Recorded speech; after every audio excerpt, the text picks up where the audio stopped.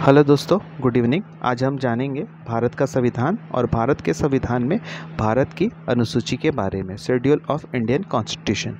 तो देखिए, सर्वप्रथम हम ये जानेंगे कि जब संविधान लागू हुआ था तो उस समय कितने भाग थे, कितने अनुच्छेद थे और कितनी अनुसूची थी।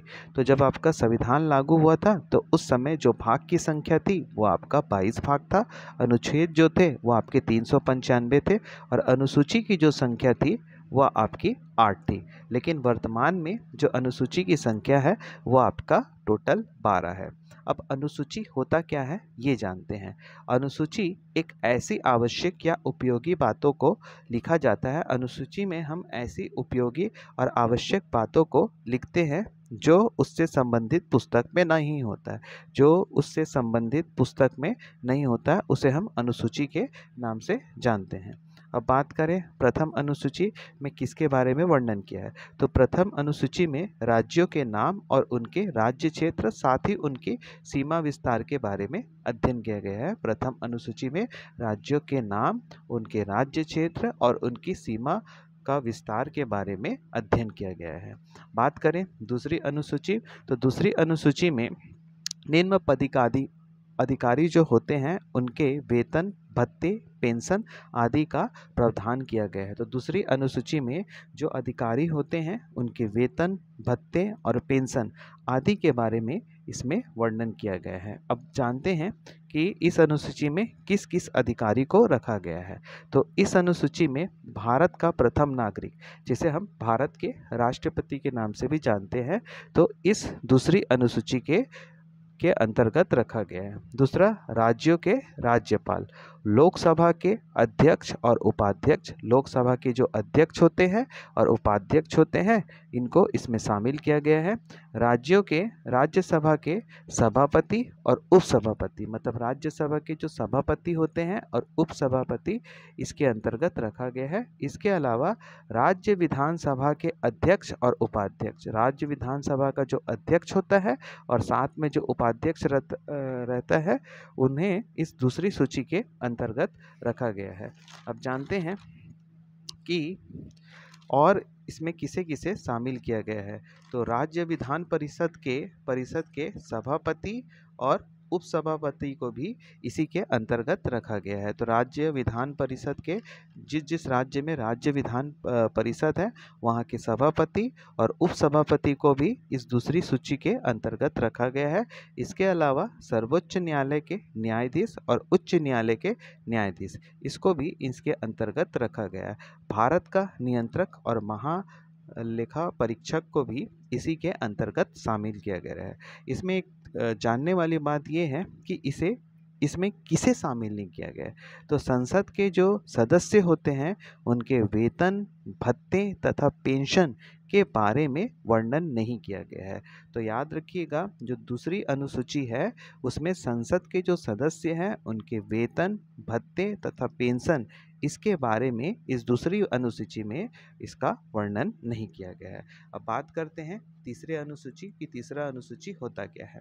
तो तीसरी अनुसूची में जितने भी अधिकारी होते हैं ये उनको दी जाने वाली शपथ का वर्णन किया गया है और इसके अंतर्गत संघ के मंत्री, संसद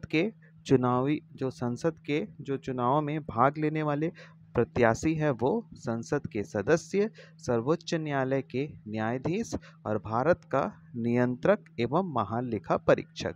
तो याद रखिएगा, तीसरे अनुसूची में शपथ के बारे में प्रावधान किया गया है जिसमें संघ के मंत्री, संसद के चुनावी प्रत्याशी, संसद के सदस्य, सर्वोच्च न्यायालय के न्यायाधीश और भारत का नियंत्रक और महालेखक परीक्षक।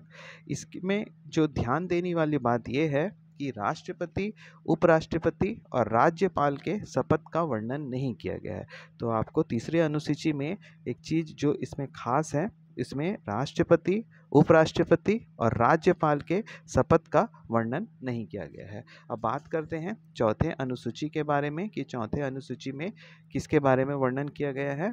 तो चौथे अनुसूची में राज्य और संघ राज्य राज्य क्षेत्र के लिए राज्यसभा में स्थानों का आवंटन किया गया है। कहने का मतलब ये है कि जो चौथी अनुसूची है इसमें राज्य और संघ राज्य क्षेत्र में जो राज्यसभा के लिए जो सदस्य होते हैं उनके स्थानों का आवंटन किया गया है।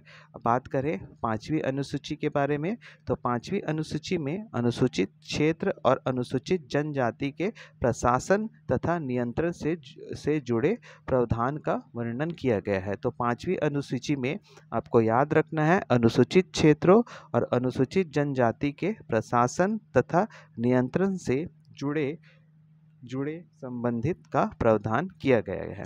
अब बात करें छठवीं अनुसूची, तो संविधान की छठवीं अनुसूची में असम, मेघालय, त्रिपुरा, मिजोरम में जनजातीय क्षेत्रों के प्रशासन के लिए इन राज्यों में जनजातीय लोगों के अधिकारों की रक्षा का प्रावधान करता है। तो छठवीं अनुसूची, संविधान की जो छठवीं अनुसूची है इसमें असम, मेघालय, त्रिपुरा और मिजोरम में जो जनजातीय क्षेत्र हैं उनके प्रशासन संबंधी और वहाँ के लोगों के अधिकारों की रक्षा का प्रावधान करता है आपका छठवीं अनुसूची में।